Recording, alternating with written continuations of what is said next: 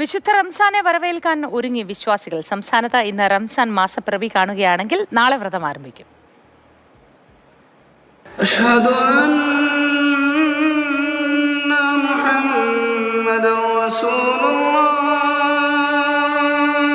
വിശുദ്ധ മാസത്തെ സ്വീകരിക്കാൻ വിശ്വാസികൾ ഒരുങ്ങിക്കഴിഞ്ഞു.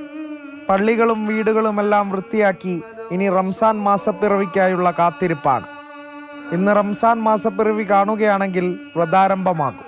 മാസപ്പിറവി കണ്ടില്ലെങ്കിൽ ഷാബാൻ 30 പൂർത്തിയാക്കി തിങ്കളാഴ്ചയായിരിക്കും നോമ്പാരംഭിക്കുക. ആത്മവിശുദ്ധിയുടെ മാസം വിശ്വാസികൾക്ക് ക്ഷമയുടെയും ദൈവികാനുഭവത്തിൻ്റെയും ദിനരാത്രങ്ങളാണ്. മനുഷ്യ മനസ്സുകൾ ഈ 11 മാസം കാലങ്ങളിൽ ധാരാളം അശ്ലീലങ്ങളും അനാശാസ പ്രവർത്തനങ്ങളും വേഷണയും പരദൂഷണമൊക്കെയായി മലീമസമായ ഹൃദയം അത് ശുദ്ധീകരിക്കുക എന്നതാണ് ഒരു മാസക്കാലത്തോളം ഇഷ്ടമില്ലാത്ത വാക്കുകൾ, പ്രവർത്തനങ്ങൾ, ചിന്തകളില്ലാതെ നാടിനെയും സമൂഹത്തെയും സമുദായത്തെയും കുടുംബത്തെയും തൻ്റെ ഉപ്പമാർ, തൻ്റെ ജ്യേഷ്ഠാനുജന്മാർ, അയൽവാസികൾ എല്ലാവരെയും ചേർത്ത് പിടിച്ച് ഒന്നായി കണ്ട് എല്ലാവർക്കും സ്നേഹം നൽകുന്ന ഒരു പരിശുദ്ധമായ റമദാനാണ് നമുക്ക് സമാഗതമാകുന്നത്.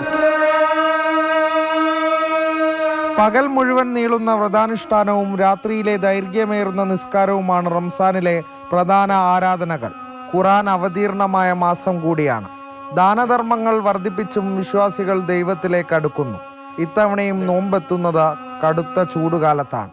വ്രതശുദ്ധിയുടെ ഒരു മാസക്കാലം മനസ്സും ശരീരവും ശുദ്ധീകരിച്ച പുണ്യമാസത്തെ വരവേൽക്കുകയാണ് വിശ്വാസികൾ. പ്രജോഷ് കുമാറിനൊപ്പം അരുണ മൃതനാഥ്, മാതൃഭൂമി ന്യൂസ്, മലപ്പുറം.